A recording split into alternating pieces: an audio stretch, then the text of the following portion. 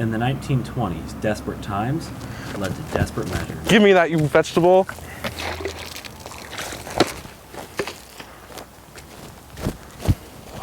Leading to criminal actions by many.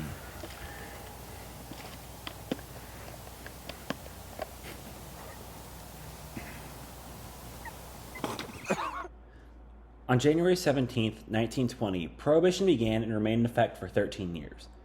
The dawn of Prohibition meant that alcohol was forbidden for almost all cases under the National Prohibition Act, which was better known as the Volstead Act. The Volstead Act caused many citizens to go to desperate measures to find alcohol, leading to the creation of secret drinking establishments called speakeasies, where they served bootleg, which is now known as illegal liquor. Bootleggers are people who created and transported bootleg from place to place, sometimes bringing bootleg from overseas, sometimes creating it only a few hours on foot from its final destination. Bootlegging started out as individuals, most of whose names are lost to history. Over time, though, bootleg progressed to the point that gangs and crime families were formed. Of the famous bootleggers, one name stands apart from the rest: Al Capone. In 1927, during just 1 year of his bootlegging business, Al Capone's gang made $60 million. These incredible profits were made possible by the fact that he had half of the city's police on his payroll. Another large and famous name was Charles Lucky Lucino, born 1897 and dying in 1962. He was a New York bootlegger and a mafia boss known as the architect of the modern organized crime. Bootleggers get their infamous name from the specialized boots that some of them wore to sneak alcohol around. From a distance, these boots appeared to be almost normal, but from close up, it was revealed that they had cow prints in them, so it looked like cows were walking through an area, and not people. These specialized shoes allowed them to quickly travel without leaving tracks.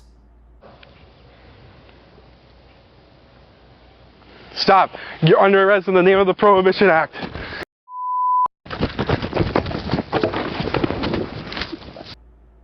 Although bootlegging was illegal, many cops and officials, such as the Coast Guard customs officers, would accept bribes not just to turn a blind eye, but also to help escort and protect the bootleggers and their cargo.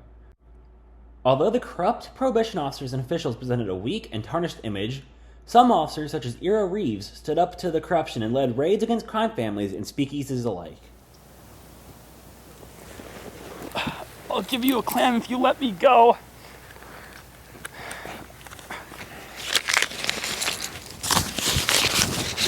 No.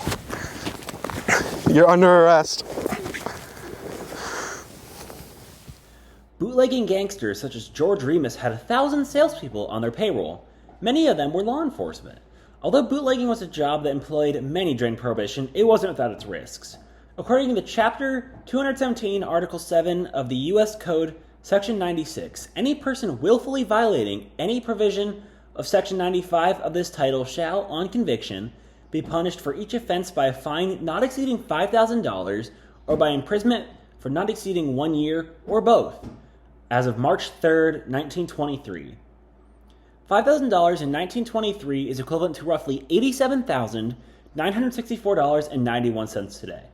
Many bootleggers who were caught would choose jail time over fines due to having lack of funds on hand. One. Action!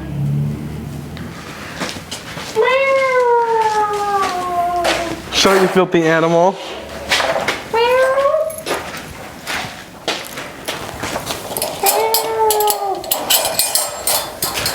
Get in there, are you drunk? I'm a fall guy!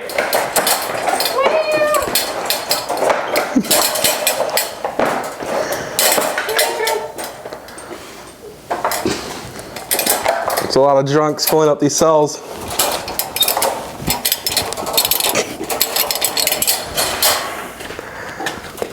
Don't mind if I do.